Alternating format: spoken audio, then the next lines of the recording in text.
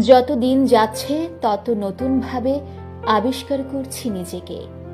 আবিষ্কার করছি যে আমি আর কিছুর জন্যই আকুতি মিনতি করি না, জোর করে কিছু পেতে চেষ্টা করি না। আবিষ্কার করছি যে আমি এখন বিশ্বাস করি জীবনে মানুষের যাওয়া আসার একটা নির্দিষ্ট নিয়ম আছে।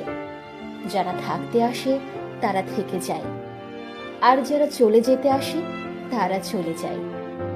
আবিষ্কার করছি যে কিছু কিছু ক্ষেত্রে উত্তর হিসেবে নীরবতার কোনো তুলনা নেই।